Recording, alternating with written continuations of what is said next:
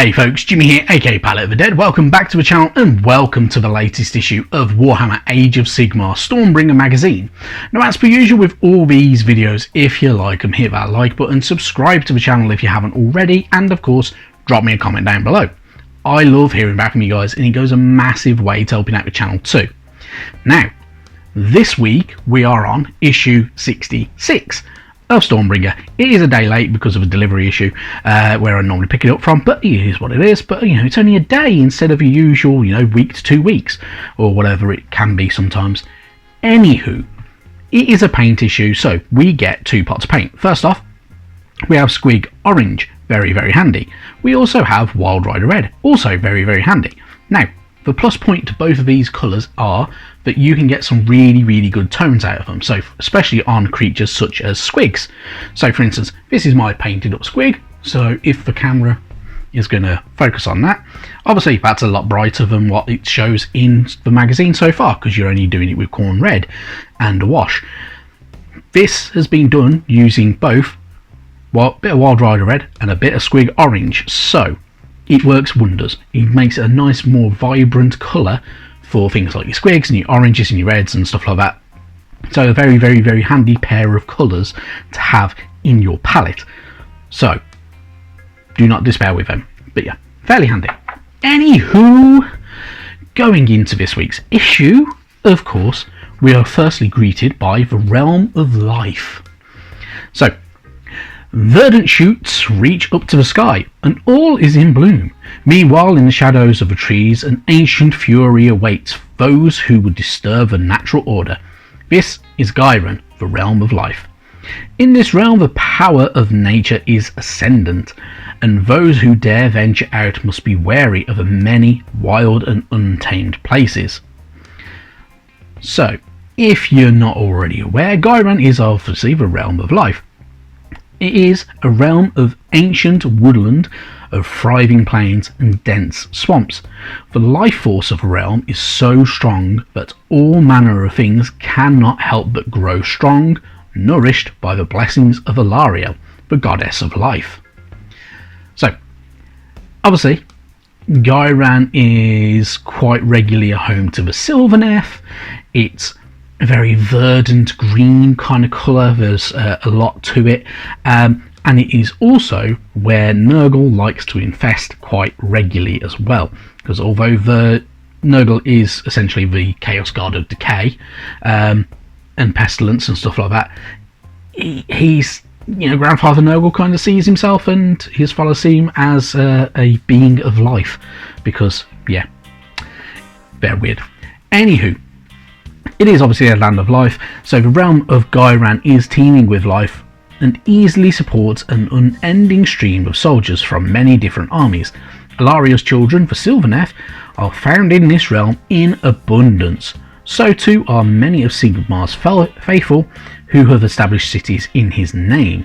But there are as many enemies as allies, and the forces of chaos are never far away.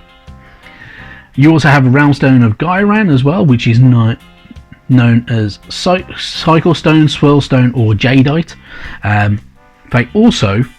There is a certain produce that is utilised as currency and is very nourishing and can be helped to kind of heal people and stuff like that. Aqua Ghyranis, which is the life springs of Ghyran, so which will come in very important later on with 4th edition, in a roundabout way anyway. You get information about the cities of Ghyran as well. So Ghyran contains many cities, each of which has evolved to meet the challenges of the realm and to reap its bounty. Here, cities are constructed to take advantage of the living wood and abundant stone to fortify themselves against the perils of chaos and other enemies that stalk the wilderness outside the city walls. And you get some nice artwork as well there. Moving on to the other page, though, there are a few pages that kind of get cities that kind of get mentioned. So Hammerhal Ghyra being one of the main key cities within Ghyran as well. So the other half of it is Hammerhal Akshi, which is a sister city because they share a realm gate. That's the cities are sandwiched between, sandwiched between the two cities essentially. The Living City. So the Living City is one of the oldest cities in Ghyran and was founded by Alarielle herself. And then there is Greywater Fastness. So Greywater Fastness is a giant industry style city. It's regularly at odds with the Silverneth in a few of the stories, so it's worth having a bit of a read about some of them, because some of them are really, really good. And yeah, there's a couple that are very, very like Dark Harvest mentions Greywater Fastness, and the fact that Ghyran is not quite as safe as you would hope it would be for the Realm of Life.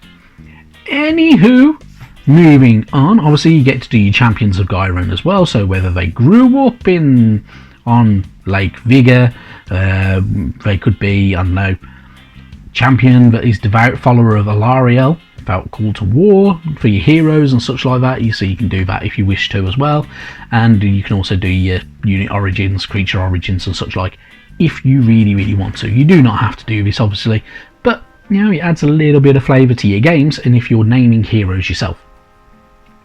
Then we move on, we get information to do with Akshi instead. So, no two corners of a realm of fire are alike, nor are any free from the ravages of war. The forces of order and destruction can be found struggling for supremacy all across Akshi. With these tables you can find out where in Akshi your armies are fighting and what they're fighting for. So this is all to do with giving you your battlefield within the realm of fire and going through that. So obviously you're rolling your d6, and whatever you get is your region trait. On the other page you get to do your kind of your region locations as well from within that, and obviously there is it's quite interesting to see that kind of image and that map, and there is good reasons for that, which is all to do with 4th edition. So because for Skaven, their main strong point and attack, as revealed on Warhammer Community, is in the Realm of Fire, and that whole section near enough is a bit Skaven-y in this new map that they've released for the 4th edition, which is going to be really, really, really good fun. Anywho, enough talk about 4th edition. Iron Jaws collection, so you get to do your names for Iron Jaws, because obviously we've got the Iron Jaws coming up very, very soon, and yeah, it'll be really good to get some of them models on the go. Obviously it does want you to paint them yellow, so that's going to be fun, because yellow is not a fun colour to paint in all honesty.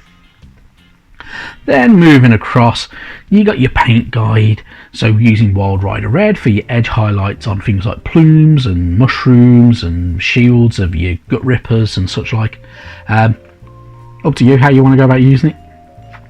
It depends if you've used those colours, but you know, it does work very, very well, so you know, have a bit of fun with it.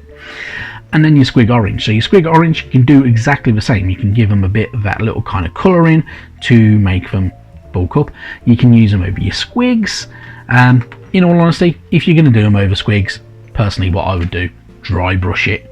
A bit of dry brushing, so you get a little dollop of paint on your brush, wipe it across some kitchen roll or something like that, so you get as much of the wet paint off as possible, then lightly brush it over the top, and it brings it a bit more to life, gives it a bit more vibrancy, and yeah, it'll look better for it in all honesty. I mean, I still think that that's probably a bit too dark, in my opinion anyway.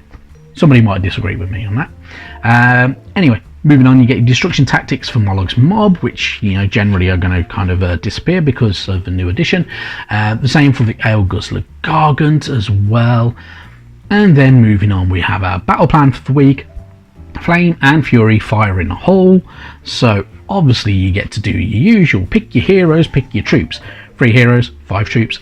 Again, get your mats out and have a bit of fun with it and enjoy. That is the main thing. So happy days. Obviously on that page you get your usual gumph as well to write down your armies if you really, really wish to. You don't have to if you don't want to.